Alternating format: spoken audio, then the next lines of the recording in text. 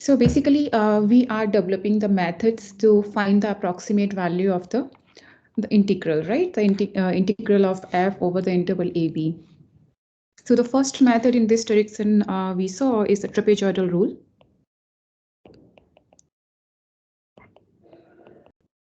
And this rule is basically based on the idea that you approximate the function f by a linear polynomial. That is, suppose we have the interval ab, and what I'm doing, I'm going to construct a interpolating polynomial p1x, which is a linear polynomial.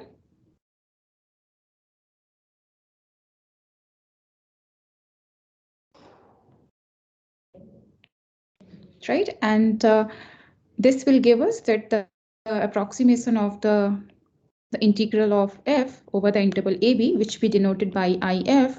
This was given by the integral of the p1 over the interval ab, right? And upon simplifying it, so we called this as, I think we called it I1f, right? So upon simplifying this, we found that I1f is evaluation of the f at the first endpoint and at the other endpoint, sum of it and divided by, sorry, multiplied by b minus a by 2. Right? So this is called the trapezoidal rule. This we call the trapezoidal rule. Okay, and the idea was that, okay, we have a function f over the interval ab, and then we are approximating it by a linear polynomial passing through the points afa and bfv. Okay, so the area of, so this is the point a, so the area of this graph f in this region is basically approximated by this, right? And we also obtain the error in trapezoidal rule, which was given by minus b minus a cube divided by 12 into evaluation of second derivative of f at some eta, where eta lies in the interval ab. So this is with the assumption that f is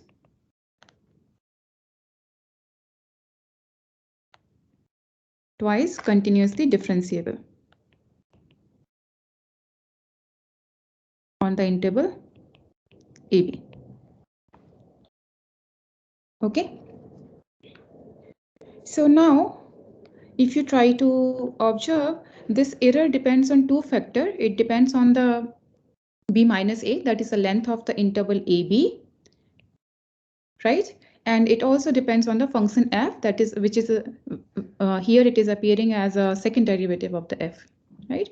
So if f, clearly you can see that if f is a polynomial of degree less than equal to 1, then of course the second derivative is going to be 0, and this error is 0. This means that if you use this rule to compute the integral of a polynomial of degree less than equal to 1, you will get the exact value, right? But suppose your f is not a linear function, or say it is not close to the linear function, and your interval ab is very large. So clearly you can see that your error is going to be large. That is, your trapezoidal rule is not going to give you a good approximation of the integral value, right? So in that case, one can do is that, to suppose this is your function fx, right? And you want to, so this is a graph of the fx, and you want to approximate the integral of the fx over this interval ab.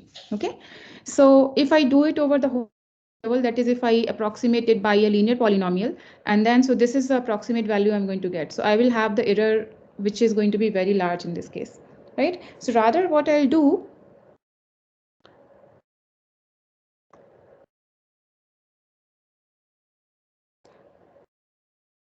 I will divide this interval into subintervals. Okay, And then on each of the subinterval, you approximate the function by a linear polynomial.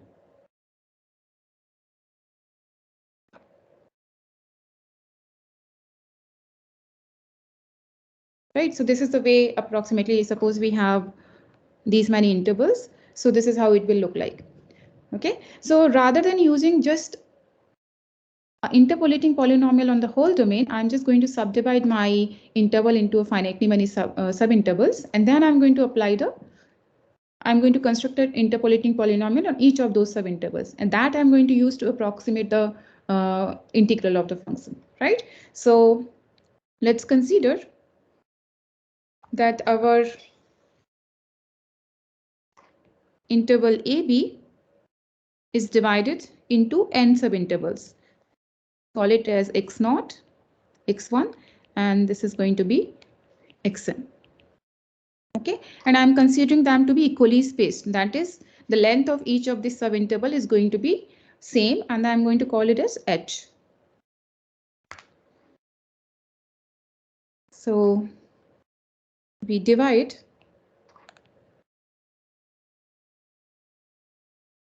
interval AB into n subintervals,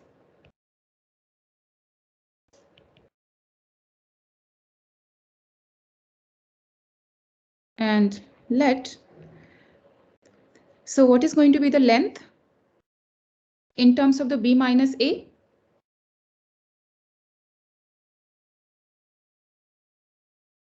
N into H. Right, so if I call this as h, so this is going to be b minus a by n. This is going to be the length of the subinterval.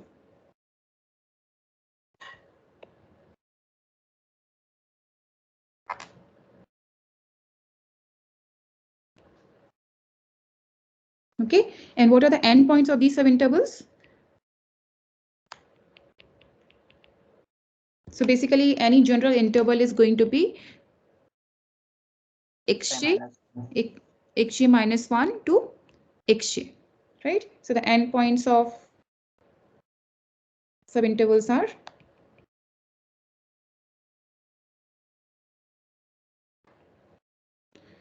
xj, which is nothing but x0 plus j times h, and j is varying from 0 up to n. Okay, so now to find the approximate value of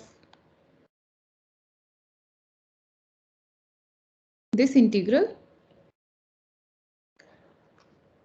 which is nothing but I can write this as a sum of n integral. That is, I'm going to evaluate over each of the subintervals, and then I'm summing it up. So I will get it as x0 to x1 fx dx plus x1 to x2 fx dx, and the last term in this summation is going to be xn minus 1 to xn integral of f over this interval. Okay. So we have already see what we want to do. We want to approximate f by in linear interpolating polynomial in this subinterval, right? So we have already obtained the formula. When we will simplify the things, we basically get the summation of the f evaluation at the two endpoints multiplied by the length of the interval by 2, right? So I'm directly going to use this formula which we have already obtained by approximation of f by linear interpolating polynomial, right? So approximating each subintegral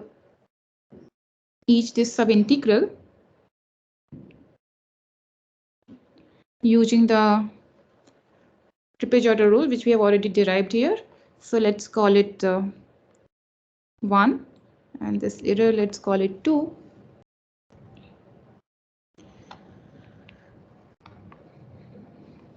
So what do we get? So I'm going to get the approximation of the IF as, so for first term, I'm going to get it as length of the interval, which is nothing but h by 2, and then the evaluation of the function at the endpoints and then sum of that. So f of x naught plus f of x1. So likewise, for the second term, I will get h by 2, f of x1 plus f of x2. And the last term, I'm going to get it as h by 2, f of xn plus, sorry, xn minus 1 plus f evaluated at xn, right? So since, so let me call this INF, okay? So INF, so I'm setting INF as, so this quantity, I'm calling it INF.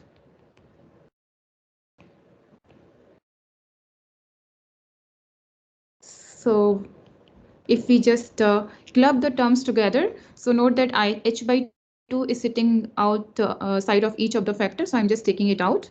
And fx1, that is the nodes which are present in both the intervals, which they all will be coming twice, right? So the endpoints, which is fx naught and the fxn, they are only coming once, rest all the nodes are coming twice.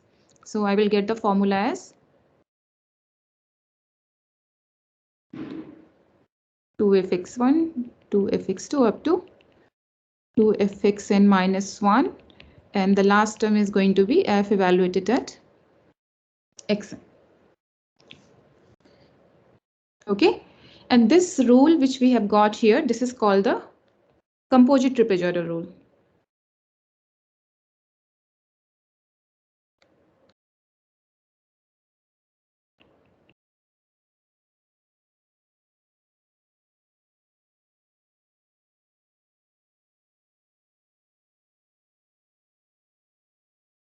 Okay, and we can also find the error which is going to be there in this composite trapezoidal rule. So again, I'm going to use the same error formula what we have obtained for the trapezoidal rule for each of the subintervals. Okay, so the error in INF, so I'm just going to use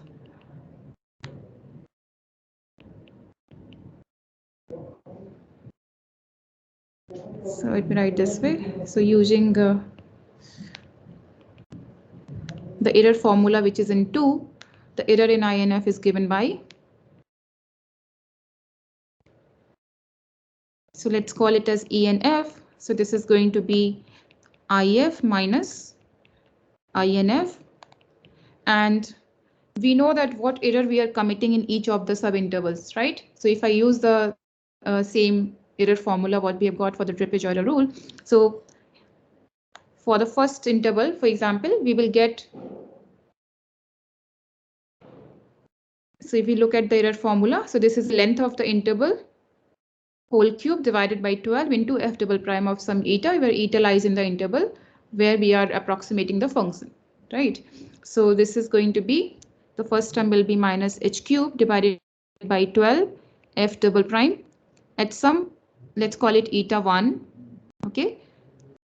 And likewise, for each of the term, we'll get the similar error formula, but etas are going to be different. So here I get eta 2, and the last term is going to be h cube divided by 12 f double prime evaluated at some eta n.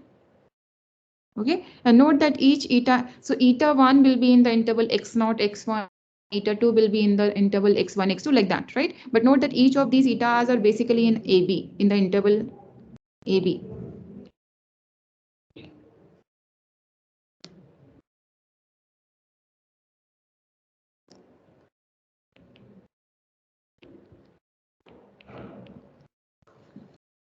Okay, and you can specifically write that eta I is going to be in the interval xj minus 1 to xj, but that is a subset of the interval AB. Okay, so let's just simplify it. So I'm just taking out the factor h cube divided by 12, and then I have the summation over f double prime, and let's write the general term. So eta j, and summation is going to be from j is equal to 1 to n. Okay, so this is the error we have obtained. Let's call it Let's call this as 3 and this as 4. All right, so here this is sitting as a sum, so I can further simplify it. I can get the upper bound of the error ENF by just so I'm just going to bound each of the term by the maximum of the f double prime of the second derivative of f over the interval AB, right? So this is going to be less than equal to h cube divided by 12, and each term is going to be less than equal to maximum of f double prime of x. X is in the interval AB.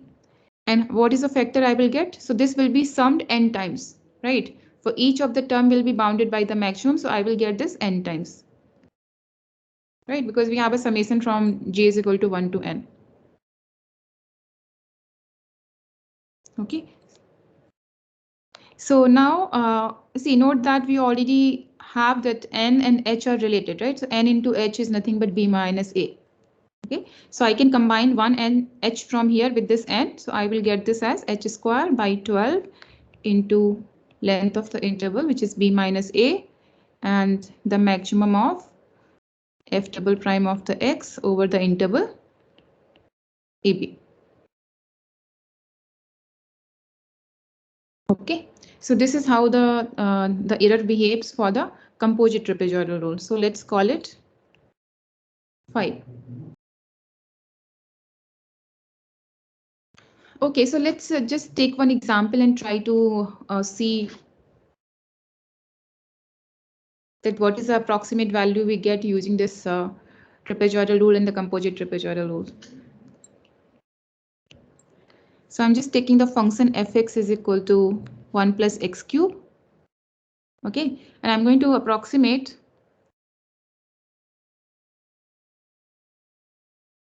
the integral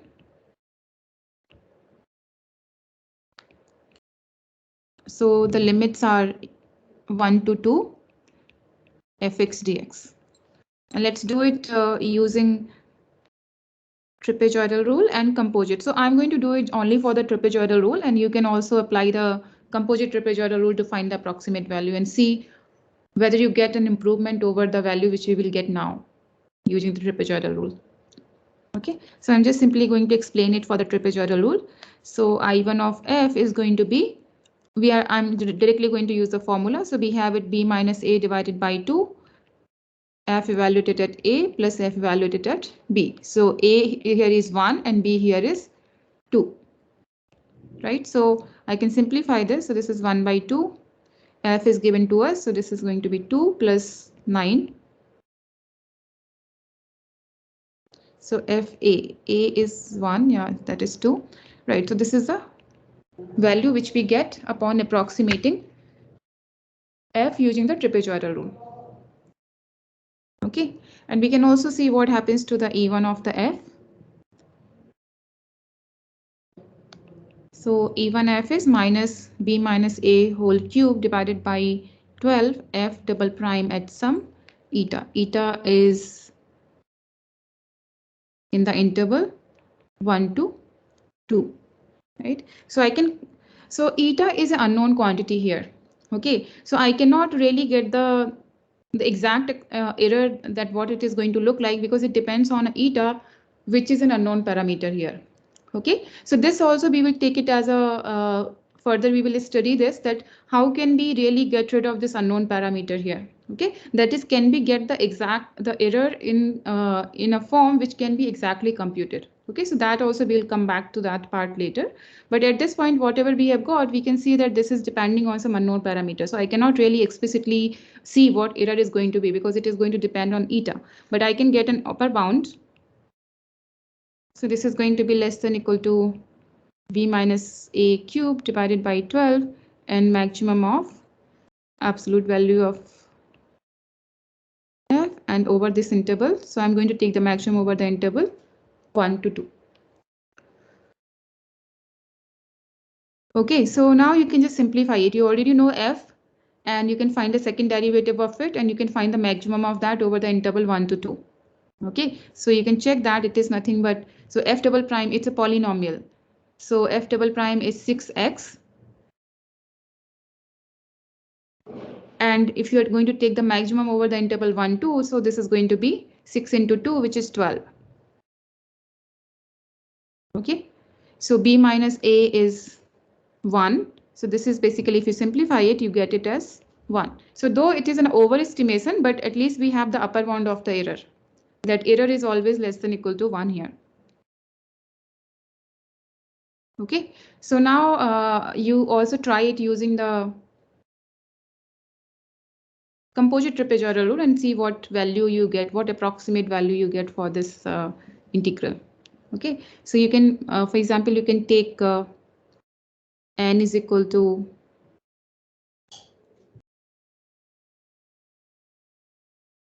so let's consider this division. So I'm having the interval 1 to 2.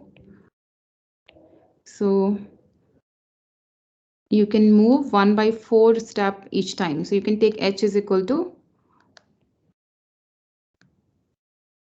b minus a, which is 1, and then you can take the 1 by 4 step. Okay, so 1 by 4, and then you will get 1 by 2 further here, and then you will step. So you will have 3 points in between. So this is your x0, x1, x2, x3, and x4. So you take this and apply the composite trapezoidal rule and see what values you get for the integral and what is going to be the error. Okay. All right, so here, if you observe these rules which we have got, that is a trapezoidal rule or the composite trapezoidal rule, they involves the second derivative of the f, right? So clearly these rules are, which we have seen here also, that these rules are exact for the polynomial of degree less than equal to 1, right? But see, we know that there are higher order interpolating polynomials. So we can use them to get a better accuracy of these integrals, right? So now we are going to obtain the next rule, which is basically we are going to use a quadratic interpolating polynomial in the approximation. And this rule which we are going to got, it is called the Simpson rule.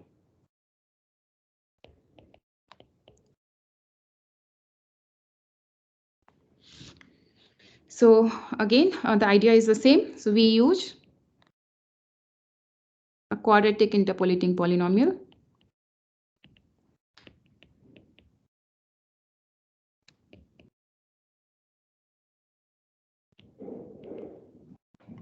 to approximate fx on the interval AB. Okay, so we have been given the interval AB and we want to approximate f by a quadratic interpolating polynomial. So I require one more point and I would take that to be equally spaced. So I'm going to take it as, let's call it C, which is nothing but a plus b by 2. Right? So now I can write down the quadratic interpolating polynomial at these 3 nodes.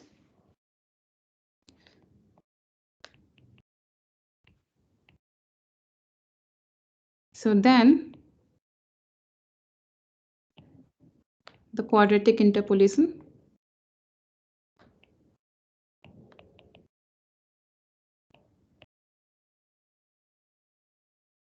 of the function fx at the nodes A, C, and B, it is given by, so let's call the approximation to be a P2 by P2. So P2x is going to be, so can you tell me what it is going to be? You can tell me the Lagrange form, right? Because we have to integrate it, so that is easier to work with. So what is the Lagrange form of the quadratic polynomial, interpolating polynomial? So nodes are A, C, and B. So I will, the first term is going to be, I'm going to write the coefficient of the FA. So this is going to be x minus C x minus b divided by a minus c to a minus b. B, right? So likewise, we can write all 3 terms. So the second term, I will write it as a coefficient of the FC. So this is going to be x minus A, x minus B divided by C minus A, C minus B. And the last term will be the coefficient of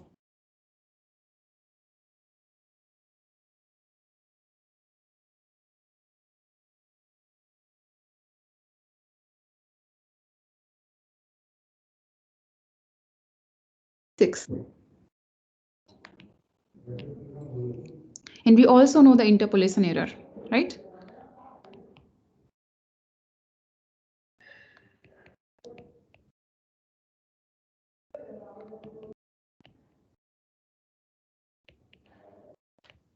So which is given by, so it is fx minus p2x. So this is, so I'm going to write this in terms of the divided differences. So what do we have it as? So this is x minus a, x minus c into x minus b, and the divided difference of f with the arguments a, b, c, and x. Right? So let's name it as 7. So we have the approximation of the f, which is a p2x, and then we also have the approximation error. So now we can use this to find the integration rules. So therefore, if, which is nothing but integration a to b fx dx, its approximation will be given by the integral of a to b p2x dx, and let's call this as, so p2x. Okay, so I'm just going to call it as I2F. Okay, so let's simplify what I2F we are going to get. So this is going to be integral a to b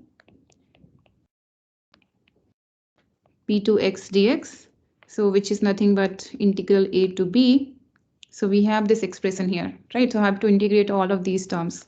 So x minus c, x minus b divided by a minus c, a minus b times fa plus x minus a, x minus b divided by c minus a, c minus b times fb plus x minus a into x minus c divided by b minus a, b minus c into, sorry, this is fc and this is fb. Right? So these are the quadratic polynomials, so they can be easily integrated. So you can check that if I integrate this first coefficient, that is if I integrate x minus c into x minus b, and note that denominator is just a constant, but let me write it. So a minus c, a minus b. So this is, upon simplifying, you will get this as h by 3. Okay, and the second term, which is x minus a into x minus b divided by c minus a into c minus b, this is going to be 4h by 3. And the third term, which is a to b, x minus a, x minus c divided by b minus a into b minus c, this is also going to be h by 3. Okay, and it can be easily done. I mean, if you just use a change of variable here.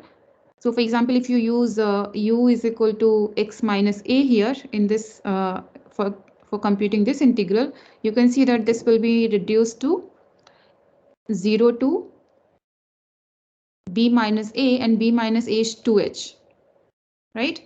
And x minus c is going to be U plus A minus C. So a minus c is h. So I want to keep everything in terms of the h. So I will get it u minus h, and x minus b is it will be b minus a. So I'll get u minus 2h, right? And du. So you just have to integrate this, and okay, we have a denominator also. So a minus c is minus h, and a minus b is minus 2h. So this is a constant. So you just simply integrate it and you will get it h by 3. Okay, so likewise, you can compute these two terms. So what formula we have got obtained? So therefore, we got that I2F is h by 3. So h by 3 factor is coming in all three terms, so I'm taking it out. And then I will have FA plus 4 times F at C at C is nothing but A plus B by 2 plus F of B. Okay, so this rule is called Simpson's rule. There are other names also for this rule. So for example, here you see the factor 1 by 3 is coming, right? So this is also referred to as Simpson's One third. one third. One third. And why we are specifying as a one third rule? Because Simpson has another rule also. There's another rule, integration rule, which is also due to the Simpson. Okay, so that's why we differentiate it by either 1 by third, and we'll see that we have a different factor in that rule. So that's how it referred with a different name.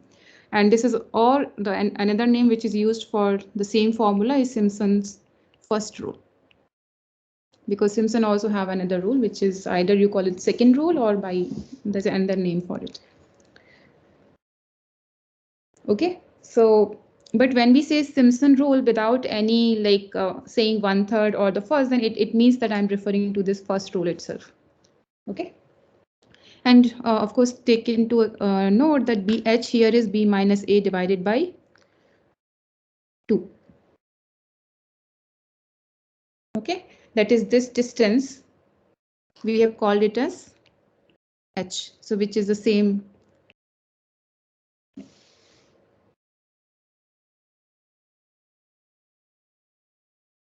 All right. Okay, so this is the approximate value we have got for the integral. Now, what is the error, approximation error? So for the error in I2F,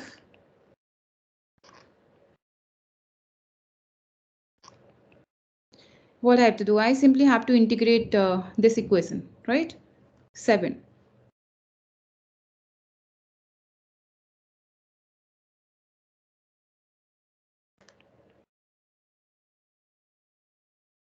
And upon integrating, we will basically get the integral of fx dx minus integral of a to b p to x dx. This is given by integral a to b x minus a, x minus c, x minus b into divided difference of f with the arguments a, b, c, and x, right? And let's call this as a to f. So how do we simplify it? So what did we do in the case of the trapezoidal rule to simplify this error formula?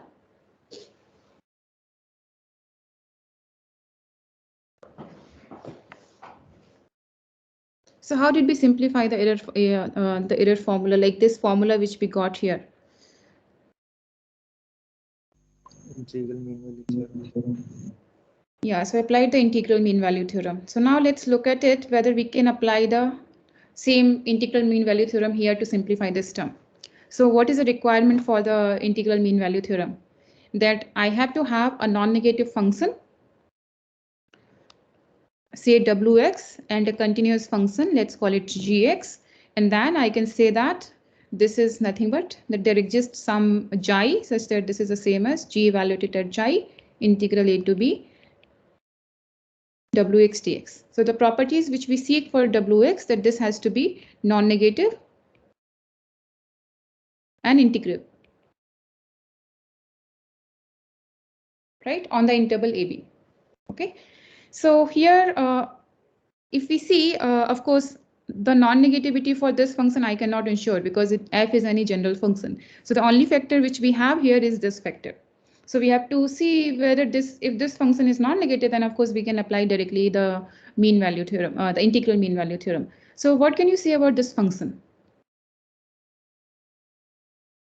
So if you consider this function x minus a, x minus c, x minus b, is it non-negative in the interval ab?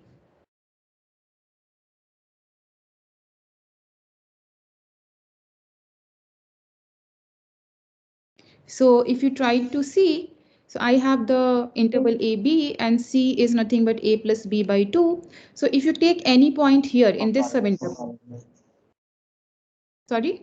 Not non-negative. Always, A to C में positive रहेगा सिर्फ. Right, so this function is not really a non-negative in the interval AB, right? So here it is going to be a positive and here it is going to be negative, right? So I cannot directly apply the mean value theorem here, integral mean value theorem here, right? So we'll do a trick here. So let's write it down. So we cannot apply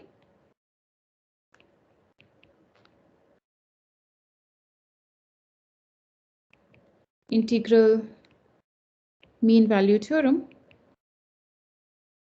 directly, since this polynomial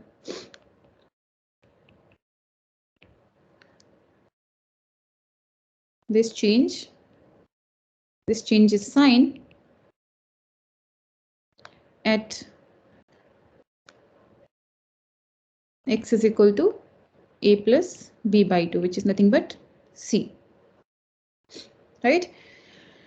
So the another realization which was made, that if you consider the integral of this polynomial, that is, if you consider integral of t minus a, t minus b, t minus c dt, so I want to define it as a function, so I will take the limit as a to x and I'll call it as a wx. Okay, so my claim is that this function is going to be non-negative. That is, I mean, it is the desirable function for which I can apply the integral mean value theorem. So that's what we are going to check with. So let me first also mention that what are the assumptions on the f we are going to have for the further error analysis. So f, we are going to assume it 4 times continuously differentiable on the interval AB. Okay, and we define wx by this. Now my claim is, which is an exercise for you to check, that you just have to simplify this. So what we can obtain as a property of this w is that w at a is eventually 0, because you will have the limit from a to a, right? And if you evaluate this as b, that is w at b, this is also going to be 0. Okay, and w at x, for any x in the interval ab, this is strictly positive.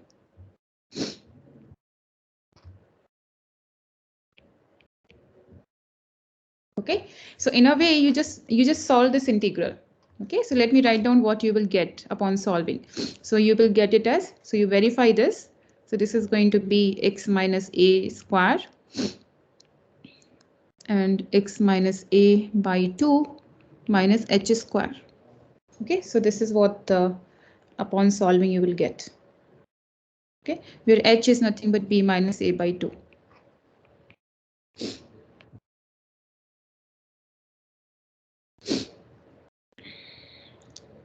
Okay, so of course, once you have obtained this, you have simplified this integral, you obtain this formula, you can clearly see all three properties, that w at b is also going to be 0. So you just simply take x is equal to b here, and it is, of course, it is a product of the two squares, right? So it is going to be non-negative in the interval AB, right? So I know that if I had my W in the integral in some way, then I can apply my integral mean value theorem. But as of course we don't have it currently, but let's see what we do so that instead of having this, we can have some other function, right? I can bring the things down to the W. So yes. We can't we just break the integral into two parts, a to c and c to b. Then in one part it is positive and the other part is negative. Then we can apply the integral mean value theorem. Yes, you can apply in the parts, right? But when you see, I'm seeing it in the complete interval AB, right? So ultimately, this all, we are working in the interval AB. I just chose a suitable point a plus b by 2. But ultimately, you're finding the approximate value of the f over the whole interval AB, right? So I cannot really see what is happening in the whole interval AB. In the parts, of course, when you do it, then you can do it. But so far, what is known to us is that I'm evaluating this integral, right? So I have to see what is happening in the whole interval. right? How the error will behave in the whole interval. So whatever you are telling, you try to do and then see what you are getting. Okay. Okay. So what you can realize from here, so can you see that what should I do with this thing so that I get back this value? Derivative. So if you take the derivative of this w, this is nothing but x minus, you apply the Leibniz rule, okay? Because you have you're differentiating with respect to x, which is sitting here as a limit, okay? So you apply the Leibniz rule and you will get this as the derivative of this w is nothing but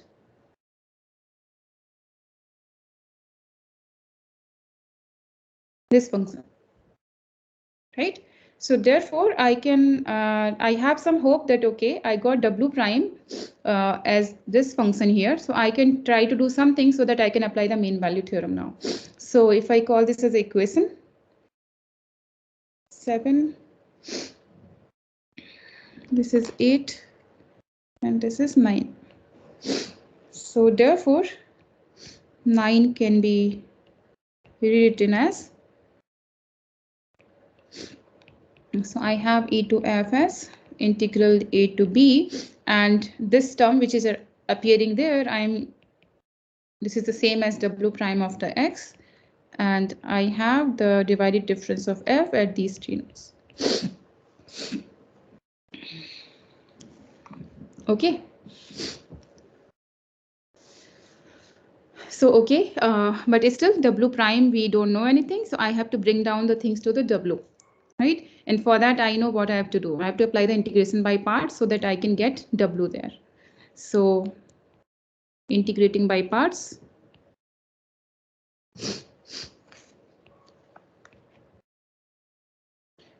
So integrating by parts by treating this as a first function.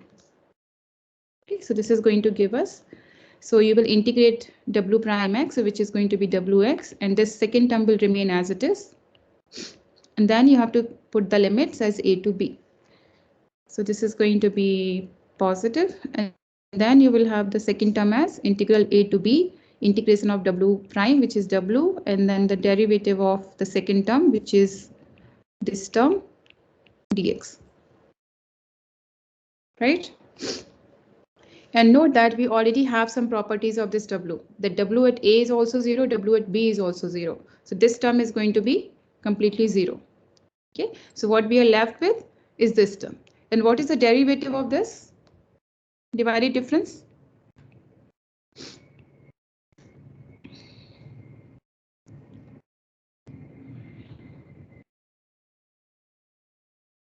How did we find the derivative of the divided differences?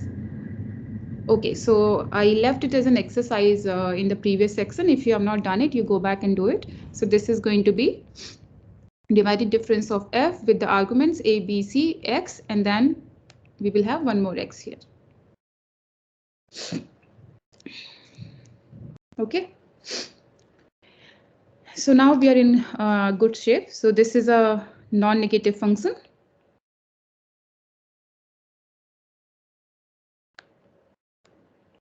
And of course, this is a, you can find out that whatever we have got here, this is a polynomial again, right? So this is going to be integrable also. And in fact, you can find out that the integral of w over the interval a to b is, so this is going to be, upon simplifying, 4 divided by 15. Let me see. So we get h raised to the power 5. Okay, so this also you can verify it, just a simple integration there. Okay, so now I can apply the mean value theorem here. Integral mean value theorem.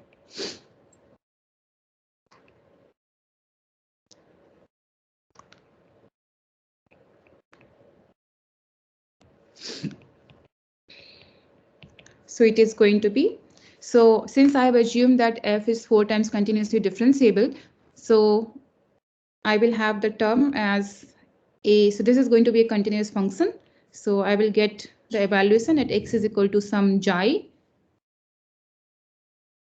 and the integral of a to b wx dx.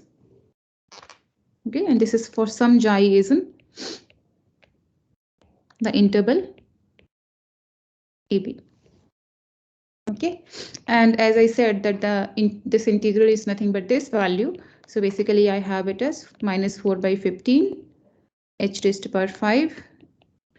Okay, so here, so let's not write it in the divided difference again. So we have a relation between the divided differences and the derivatives, right? So which derivative it is going to relate to?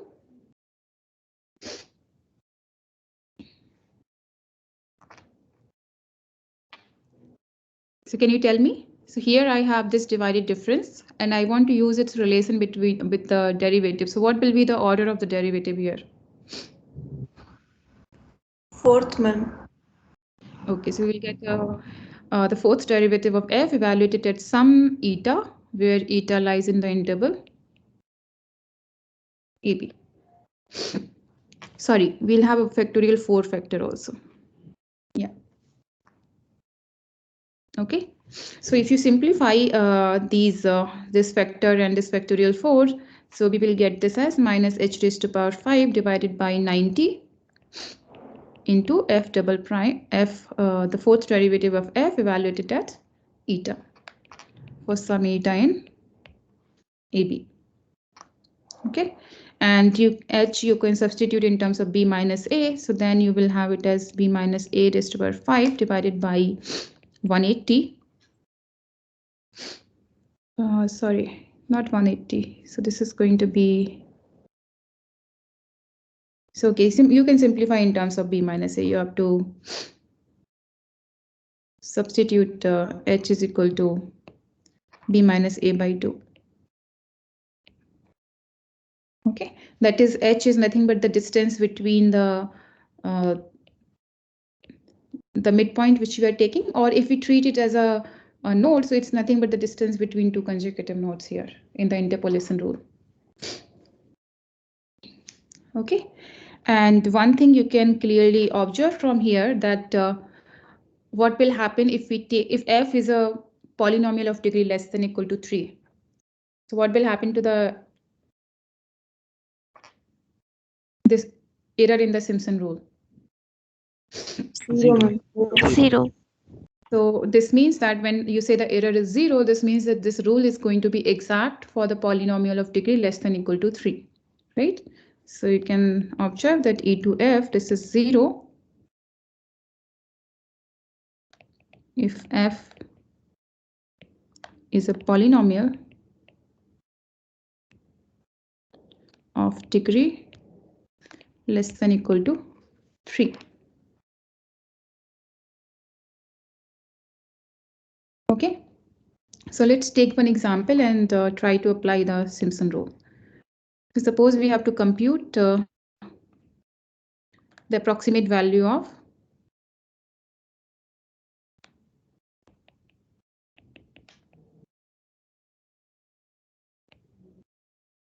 the integral 0 to 1. The function is 1 divided by 1 plus x. Okay, let's use the Simpson rule to find the approximate value.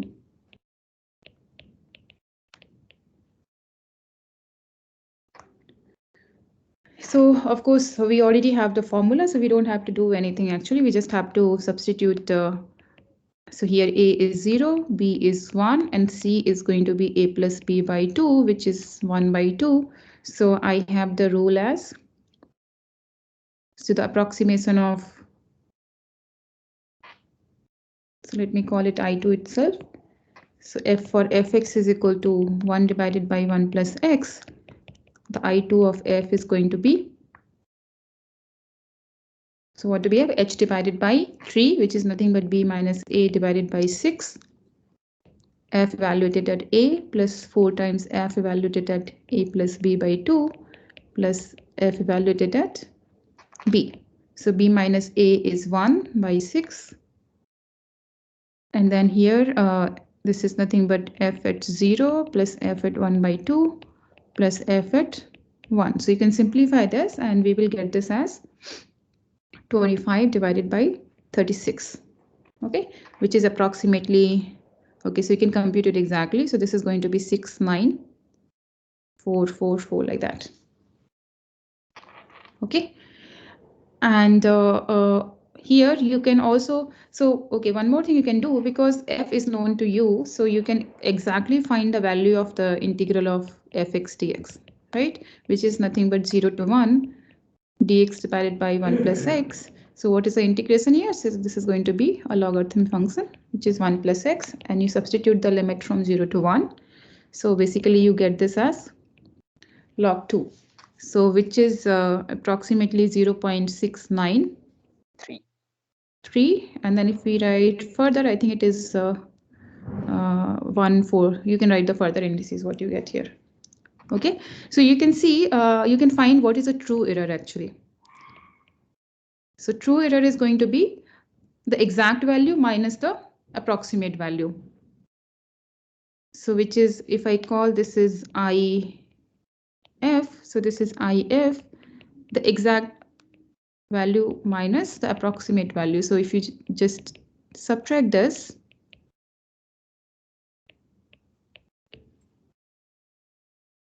so this is going to be approximately minus 0.0013. So you can compute the further indices. I think it is going to be 0. Okay, and you can also find the approximate error.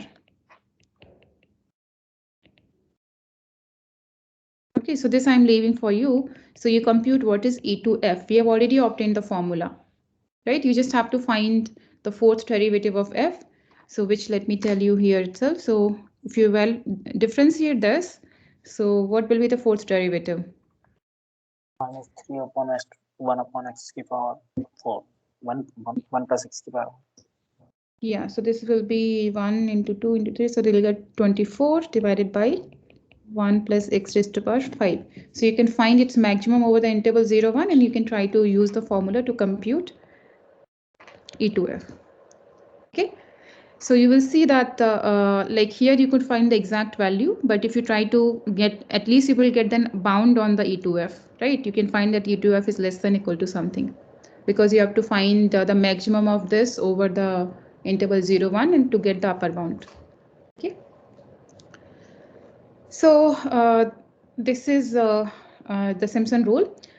But again, if you see the error formula, it depends on h. H is nothing but the distance between the two consecutive node in the, when we apply when we use the interpolating polynomial, right?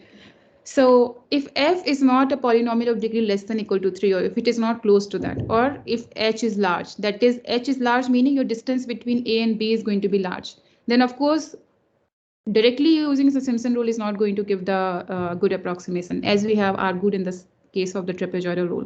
So we have the composite rule here also. So idea remains the same. You will divide the subinterval, divide the whole interval into subintervals, and then apply the Simpson rule. So this is called the composite Simpson rule.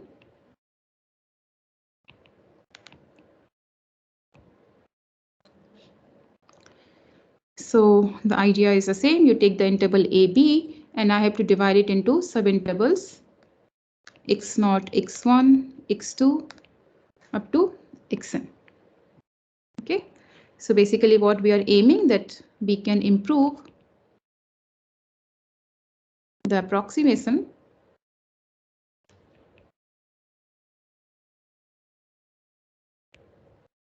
by breaking the interval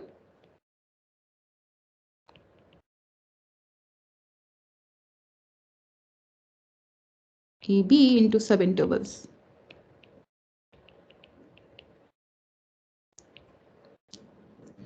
Okay, so again I'm going to take the equally spaced point. The length between any two consecutive point is h, that is h is going to be b minus a divided by n. Okay, and the points are going to be xj will be x0 plus jh.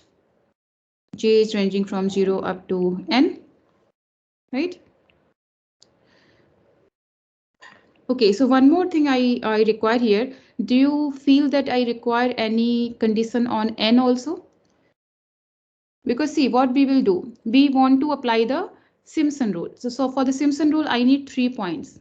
Okay. So I will take the Multi 3. so suppose like for example, for first integral which I have to compute, I need 3 points, right? So I'll take a which is x0, x1, x2, and then I'll be able to find. So basically this integral a to b fx dx, since I have to use a quadratic interpolating polynomial, right? So I require 3 points. So I will take this as x0 to x2 because I have x1 in between. So total I have 3 nodes and I can apply the Simpson rule there, right? Using these 3 nodes x0, x1, x2, right?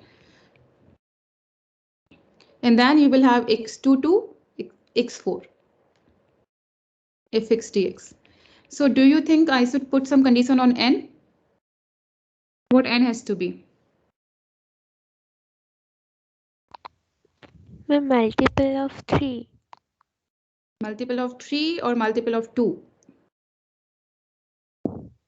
So there's a 2 possibility. N is either even or odd, right? So if n is odd, so let's take say we have x0, x1, x2, and let's say x3. That is n equal to 3.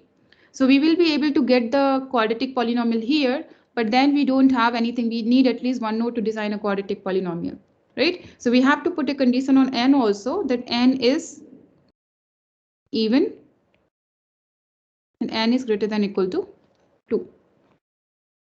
Okay, so then I will be able to write my the last term is going to be xn minus 2 to xn fx dx.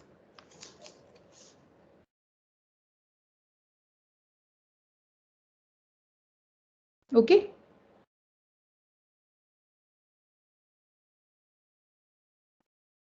Yes, ma'am.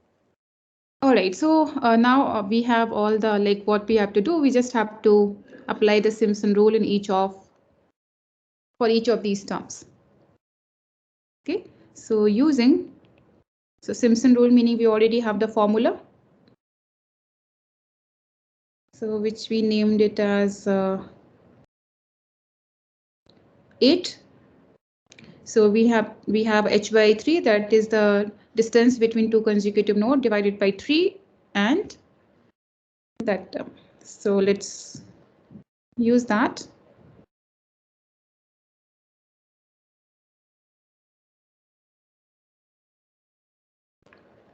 So using, I think it was 8. So you can verify. I think it was question number 8. So using 8 to approximate the integral over each of these subintervals,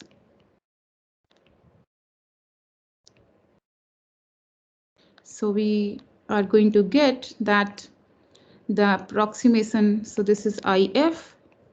So the approximation of the IF, and let's call the approximate value to be INF.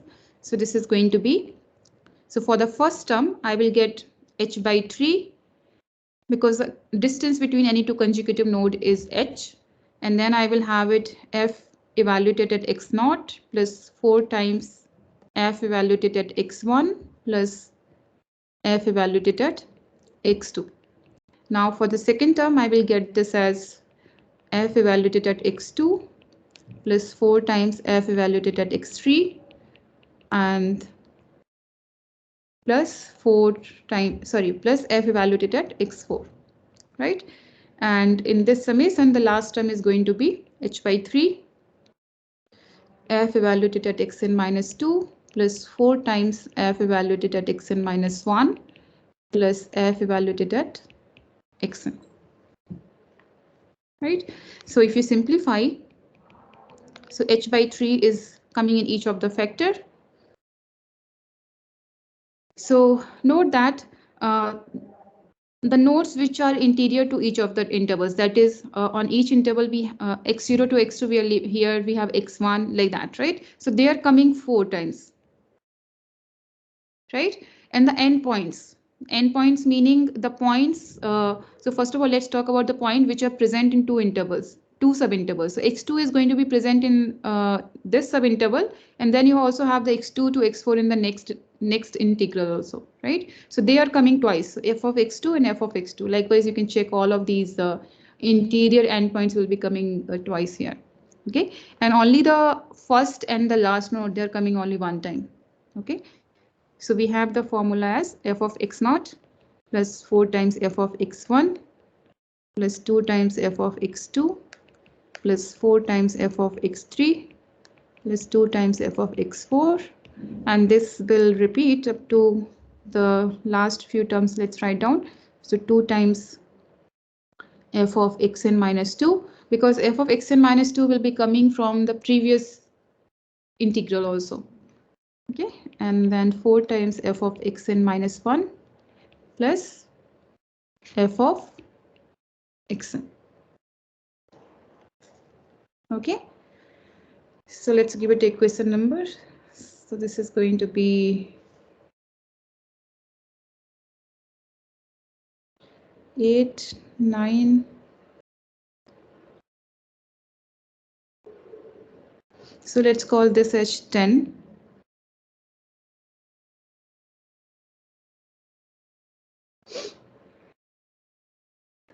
And this is 11. So this is basically the composite Simpson rule.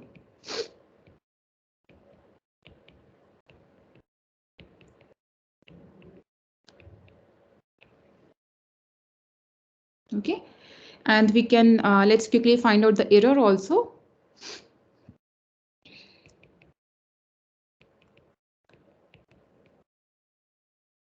So I'm going to call it as ENF, which is IF minus INF. And basically, I have to see the error in each of these, say the interval when we are approximating f by a quadratic polynomial in the interval x0 to x2, and then x2 to x4, and then xn minus 1 to x2.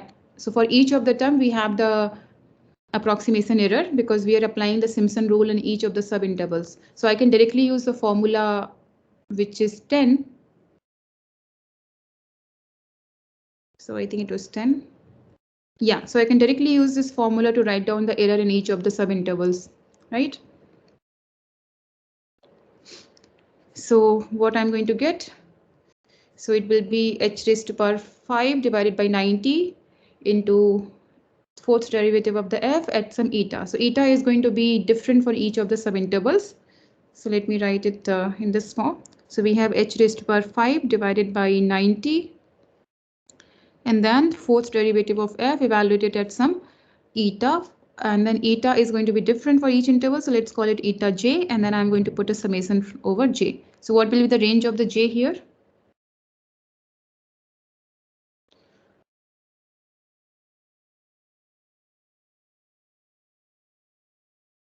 So how many etas we will find?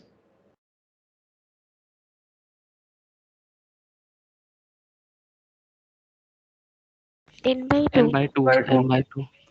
Yeah, the range of the j is going to be 1 to n by 2. Okay, and this we can further simplify. I mean, I can just overbound it. So I can bound this ENF. This is going to be less than equal to h raised to power 5 divided by 90. And then I'm going to bound it by the maximum of the fourth derivative of f over the interval AB. So x is in the interval AB. Okay, so then I will get the factor n by 2 from here, right? Because this summation, each of the term is bounded by the same factor here, right? So this is nothing but h raised to power, so okay. So n into h is equal to b minus a. So again, I'm going to use that. So I'll get h raised to power 4 divided by 180 times b minus a into maximum of fourth derivative of f evaluated over the maximum has to be taken over the interval AB. Okay. So this is the upper bound on the error using the composite Simpson rule. Okay. So what you can do, you can take the same example, what we have worked out here, this example, and try to apply the composite Simpson rule. So let's see.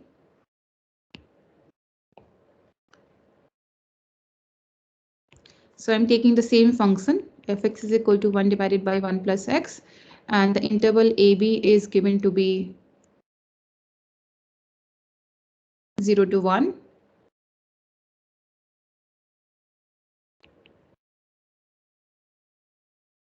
Okay, and you take n is equal to 4. That is, I have my xi's are going to be 0, 1 by 4, 2 by 4, which is 1 by 2, 3 by 4, and then 1. Okay, so n is equal to 4. So you apply the composite Simpson rule.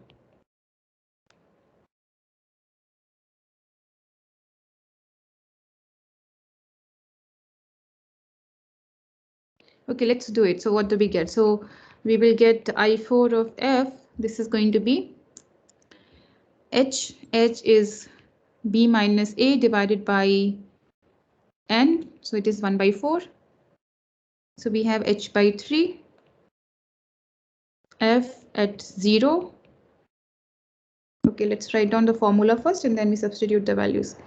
So we have x0, x1, x2, x3, and x4. So the formula is going to be f into f evaluated at x0 plus 4 times f evaluated at x1 plus 2 times f evaluated at x2 plus 4 times f evaluated at x3 plus f evaluated at x4. Okay, so you just substitute the value and you simplify it, and what we are going to get is 0.69325. You can write down the further indices here. Okay, you will get a few more indices here. And you can also find what is E4 of the F, that is the approximation on the error in the trapezoidal rule, right? So you can see that, of course, by seeing the value itself, you can see that it is a more accurate approximation of the log 1 by x than the log 1 by x over the interval. By taking the limit, what do we get? Log 2. So it is a better approximation of the log 2 than the previous value. Right? So see, now we have just used the quadratic, like linear and the quadratic interpolating polynomial. So this, we know the general form of the interpolating polynomials, right? So you can, if you want to find the further accurate formulas, you can use the higher order quadrature rules, that is higher order interpolating polynomial. So this I'm leaving as an exercise for you, that you use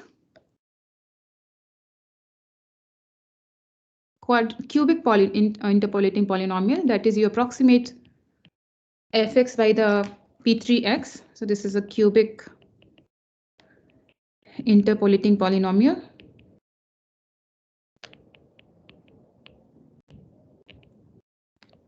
of fx at the nodes. So I have to tell what nodes you have to use, right? So if you take the interval AB, so to find a cubic interpolating polynomial, I need at least 4 nodes, right? So 2 are we are having. So 2, I'm going to take it as a 2 equidistant. So I'm going to divide it in a equally spaced point. So I will have this as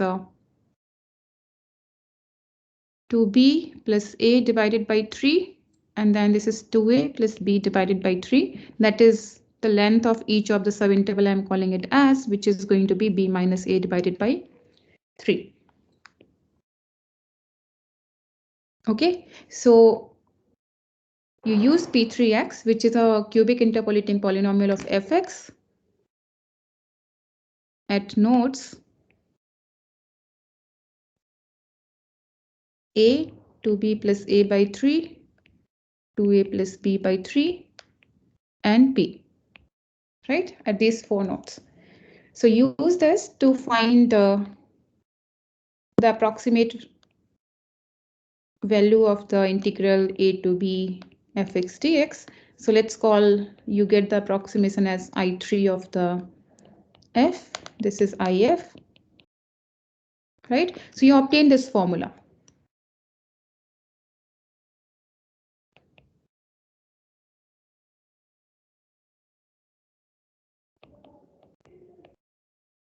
Okay, so I'm going to tell you what this formula is coming out to be, and you can just try to verify this. So which you will get this as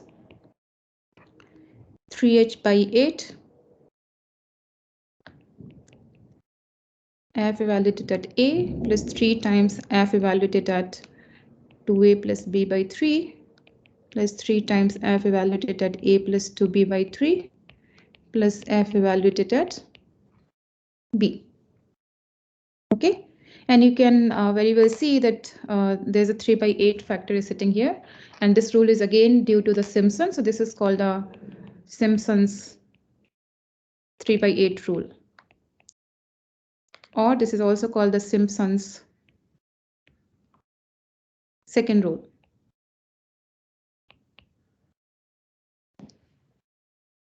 Okay, and the error you will be able to find it as, so the, let's call E3F. So this will be minus 3 divided by 80 h raised to power 5 and f4 of xi, where xi is in the interval EB. Okay, so just work it out. So it's the same idea what we have done for the previous case, that is trapezoidal rule and the Simpson rule. So in general, actually, this is not just for the linear, quadratic, or the cubic. In general, suppose you want to find the higher order formulas. So what you have to do, you have the approximation of the f by, say, INF, right? INF is a, sorry, let's call it INF, and INF is nothing but the integral of nth degree interpolating polynomial over the interval AB. Okay, so this is a interpolating polynomial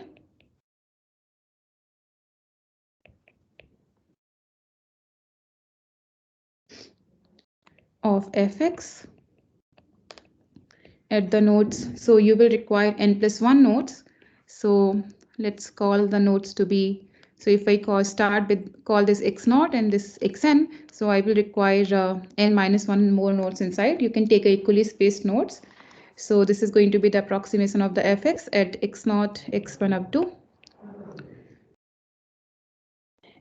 xn, right? And we already know what is the form of the Pnx, right? So this is going to be summation of Lj x f evaluated at xj. J is ranging from 0 up to n, where these Lj's are the basis, Lagrange basis polynomials, right?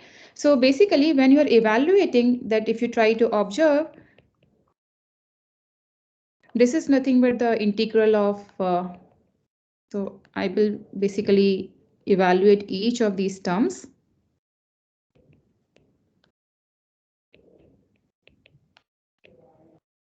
Right? Now these are the constants, right? So basically I am just getting the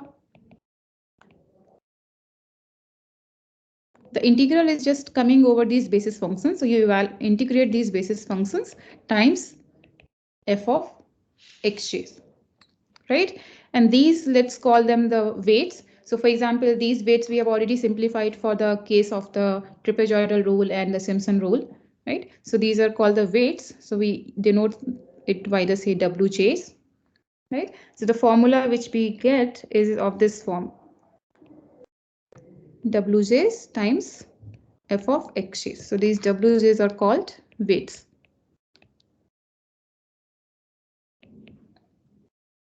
Right? So if you try to see in the case of the trapezoidal rule, your weights are nothing but b minus a by 2, and xj's are there only 2 points, x0 and x1. x0 is a and x1 is b.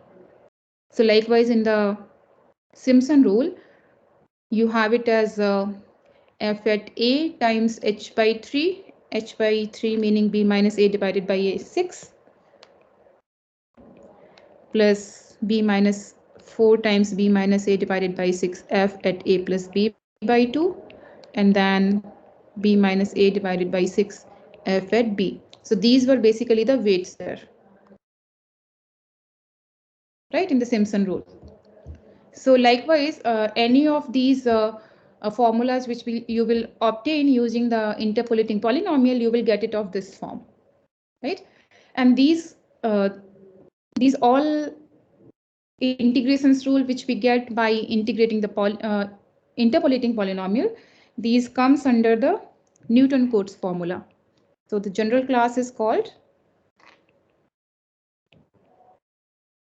Newton-Cotes formula.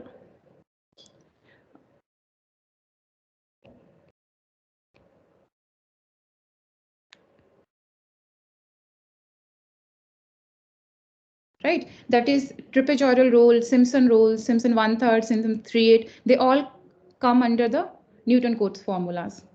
Okay, and Newton-Cotes formula also have two categories. So let me just describe. So the Newton-Cotes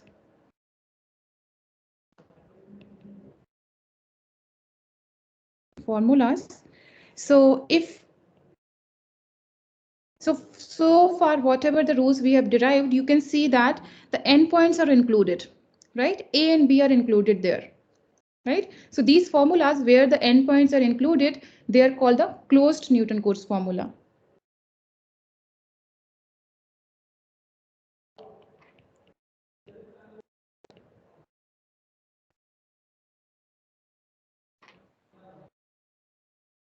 Right? And if any of your endpoint is missing,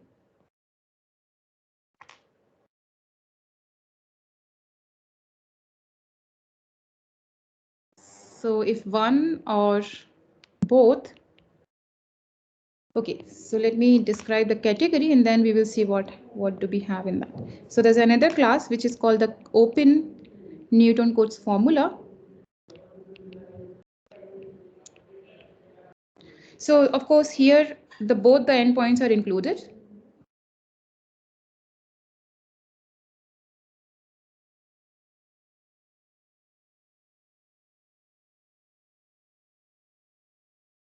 In obtaining the formulas.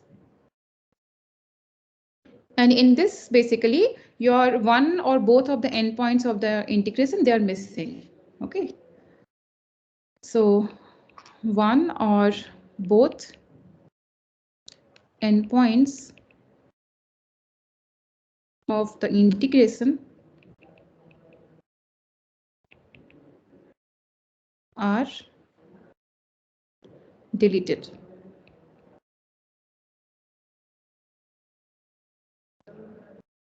From the interpolation.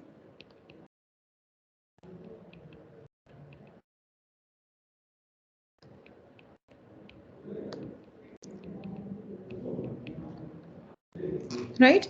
So far, whatever the Simpson rule and the trapezoidal rule or the Simpson 1/3 and 3/8, both the rules, they all are comes under the closed Newton-Cotes formula because the endpoints are included in all these formulas, right? Now you say that, okay, what are the open Newton-Cotes formulas?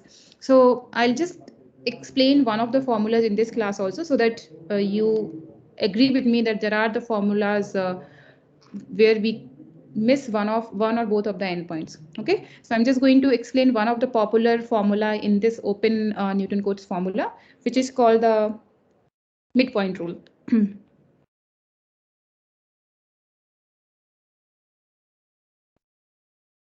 And this is easy actually. In a way, if you see the approximate value, it's just that I'm approximating fx by a constant, right? And that constant is nothing but, so we have an interval AB. So I'm just taking the value of the function at the midpoint. As you can see, we have a midpoint rule itself. In the name itself, we are having the midpoint rule. So this means that I'm approximating fx by a constant, and that constant is nothing but the value of the f at the midpoint.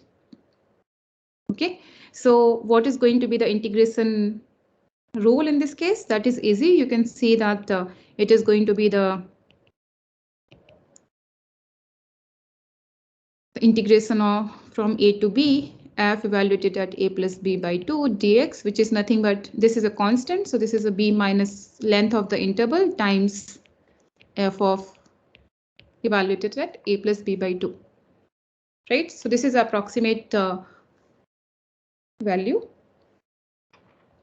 which we find. Now, so we are just approximating by a constant. So of course, error also we can observe. So that how do we do that? So we can simply use so I'm approximating fx by f at a plus b by 2, right? So I can simply use the trapezoidal rule. That is, fx can be approximated by f at a plus b by, sorry, not trapezoidal rule. So what I have to do? I have to apply Taylor's theorem, right? Use the Taylor's theorem. So I can write fx as f of a plus b by 2 plus we will have x minus a plus b by 2. So let's call this as x half. Okay, so x minus x half times f prime at a plus b by 2. Okay, now the question will be that where will you truncate the Taylor's expansion, right? So let me write it and then I will describe. I will explain that why I am not truncating here itself.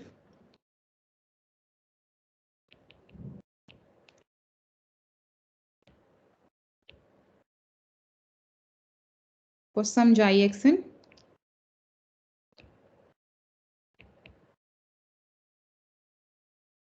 so in the interval AB.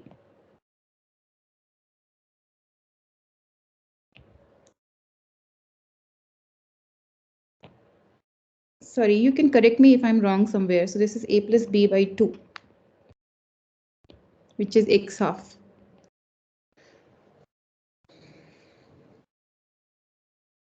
Okay, so you can obtain from here that if you integrate a to b from, sorry, integrate fx in the interval a to b, so we will get it as b minus a times f of a plus b by 2. And then we will have the integration x minus x half f prime of a plus b by 2 dx, and this is also a to b, and then we will have a to b x minus x half squared divided by 2 f double prime at some xi x. Okay, so here note that this is a constant and this function x minus x half, this will, if you try to see, it will have the equal area in both of the both of these intervals, but with the negative sign. So in one interval it will have the positive area and in the other interval it have a same area but in the negative sign, with the negative sign. So the integral of this function will be 0. Okay, so that is the reason I did not truncate it at here. If I would have had a xi x here, I could not have got my error term, right? Because the integral, so this is nothing but you can take out the a plus b by 2 and then you have integral a to b x minus x half here, and you can simplify this and this is going to be 0. Okay, so to get the error formula, I have to use this term. And since I can apply the integral mean value theorem, since this is a non-negative term, so basically what I get is that integral a to b fx dx, this is b minus a times f evaluated at a plus b by 2, plus I will get f double prime at some eta divided by 2 and then integral of a to b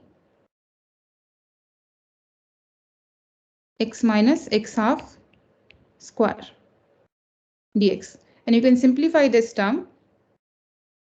So this is going to be h cube divided by 12.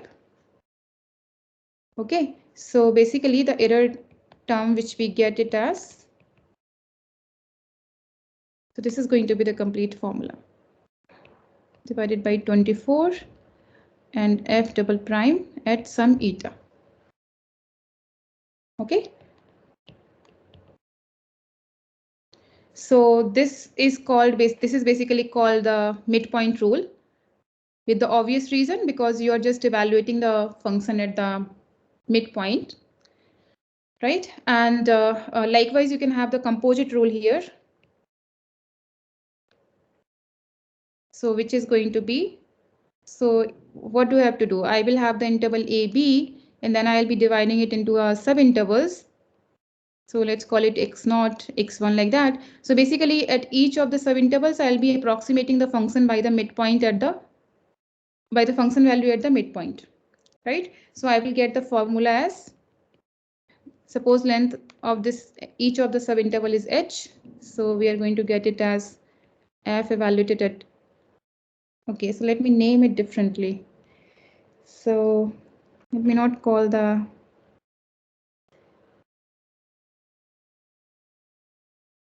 okay, let me call AJs. So f evaluated at the AJs.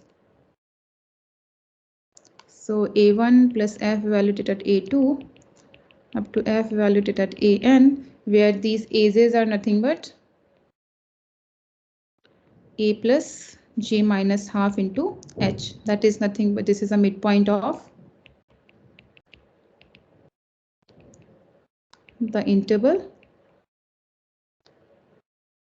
A plus J minus 1 times H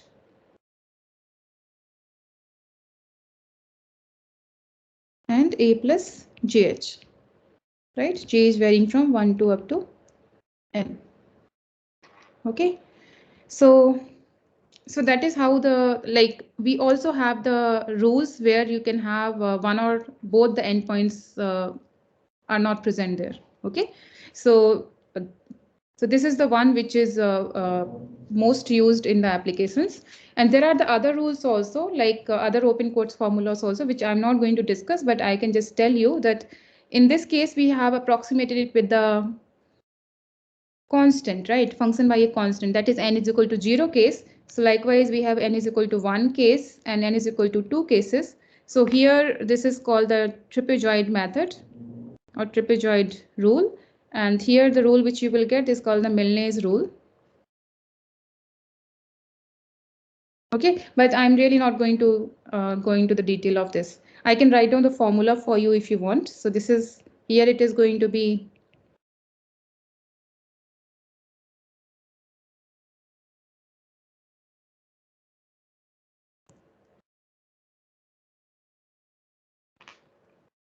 so I1f. So let me take notes as xi is equal to a plus I times b minus a divided by n plus 2. So my I1f will be 3h by 2 f1 plus f2. So here I'm using the notation f at xi as fi. Okay, so Milne's rule is basically 4h by 3 2f1 minus f2 plus 2f3. Okay, so these rules are basically used in developing the numerical methods for the ordinary differential equations.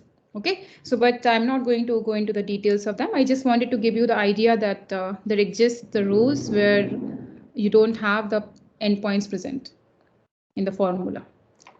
All right, so we stop here. If you have any question, you can, I'll quickly take 1 or 2 questions if you have it before I end the meeting. Any questions here?